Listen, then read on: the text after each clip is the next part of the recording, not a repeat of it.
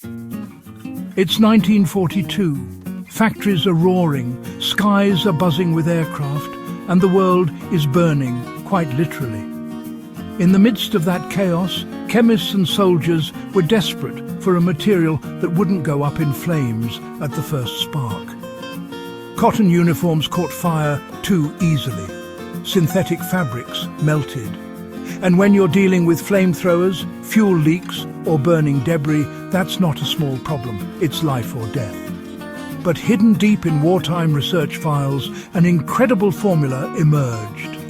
A homemade fireproofing method so effective that it found its way into field kits, naval use, and even civilian survival manuals after the war. Today, we're digging into that forgotten secret, the 1942 recipe for fireproof cloth, and exploring exactly how it worked, why it mattered, and how the same principles can still protect you today.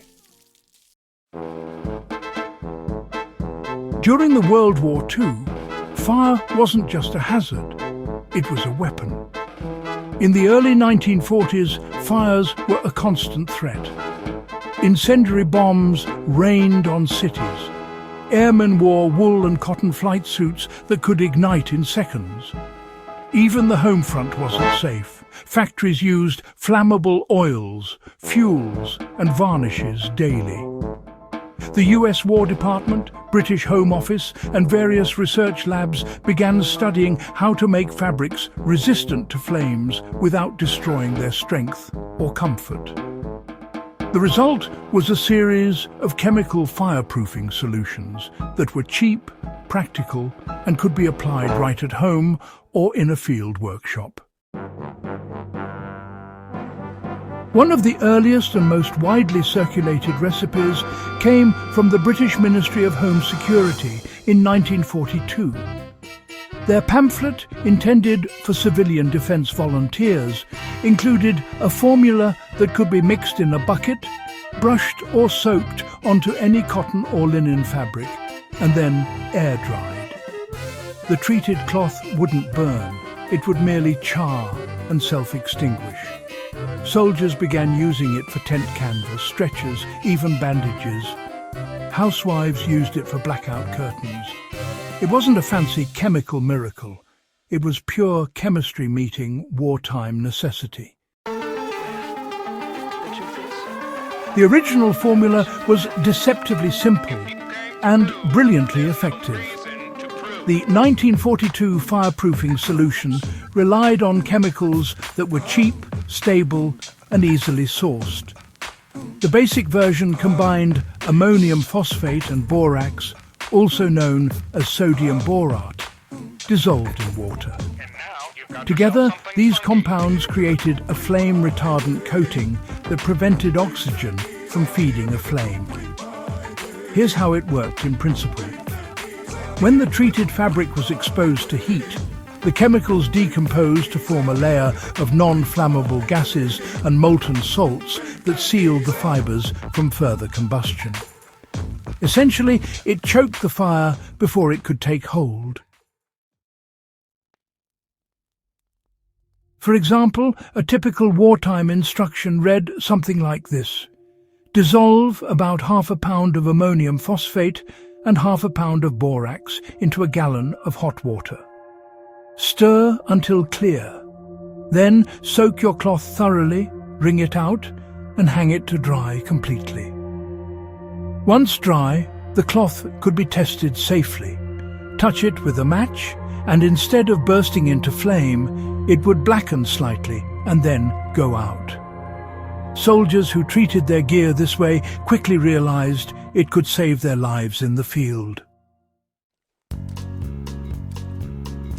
The beauty of this solution was its practicality.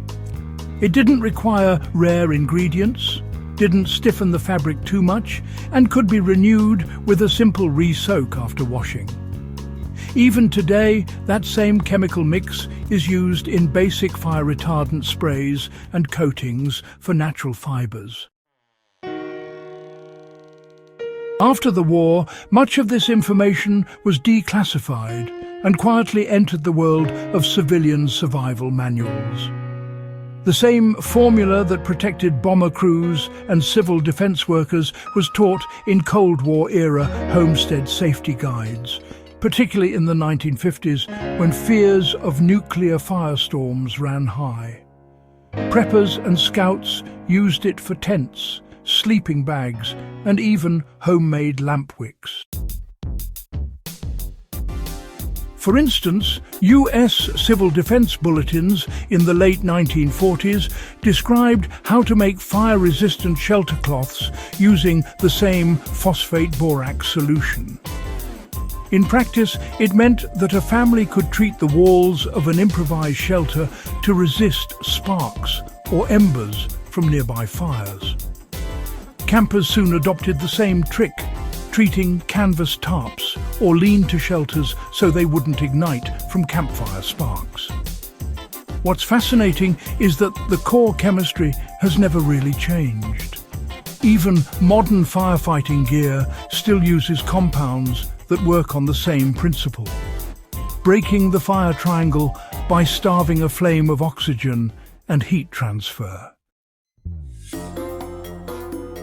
Now, before anyone rushes off to the garage to play wartime chemist, it's worth saying this clearly. Don't mix or apply any chemicals without proper ventilation, gloves, and basic safety gear. But for historical understanding and controlled experiments, you can study how the principle works using safer, modern equivalents. Today's fabric fireproofing sprays, sold in hardware or theatrical supply stores, are direct descendants of that 1942 formula.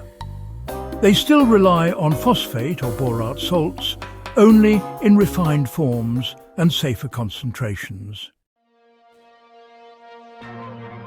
If you wanted to see how the World War II method performed, you could take untreated cotton and a piece sprayed with a commercial fire retardant, then test both with a small flame in a safe environment, like over metal or concrete.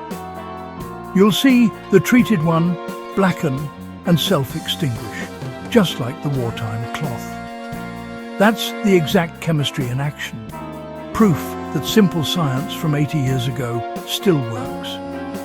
This knowledge can be applied in practical ways today. If you're into historical reenactment or restoration, you can use modern, non-toxic fire retardant to safely treat replica gear or canvas tents. If you're a survivalist or camper, treating fabric with approved flame retardants can prevent accidental fire spread from sparks. And for educators, demonstrating the World War II technique is a powerful way to show how wartime innovation shaped civilian safety technology. What made the 1942 fireproof cloth so revolutionary was its accessibility. It didn't rely on expensive materials or industrial processes. Anyone with a bucket, a stirring stick, and basic supplies could make their gear safer. That accessibility was the key. During the Blitz, civilian volunteers treated miles of blackout curtains and sandbag covers using this recipe. In the Pacific, soldiers used it to coat mosquito netting and tent flaps near cookfires. It's one of those quiet wartime inventions that never made headlines but saved countless lives behind the scenes. What's more, it set the stage for the development of specialized fire-resistant fabrics like Nomex and Kevlar decades later. The basic 1942 mixture showed the world that you could chemically alter natural fibers to resist heat. And that concept changed material science forever. The lesson from 1942 still holds true today. The secret recipe for fireproof cloth wasn't just about chemistry, it was about problem-solving under pressure. It was a triumph of practicality over panic. And it reminds us how ingenuity thrives in times of crisis. Knowing this history isn't just trivia. It's useful knowledge that connects survivalists, scientists and everyday people through one timeless principle. Prepare before disaster strikes. If you found this deep dive into wartime innovation as fascinating as I did, make sure you subscribe to In the Beginning for more hidden history and lost survival knowledge from the past.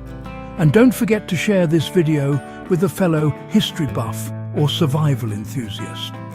Because the more we uncover, the better we understand how ordinary people once outsmarted extraordinary challenges.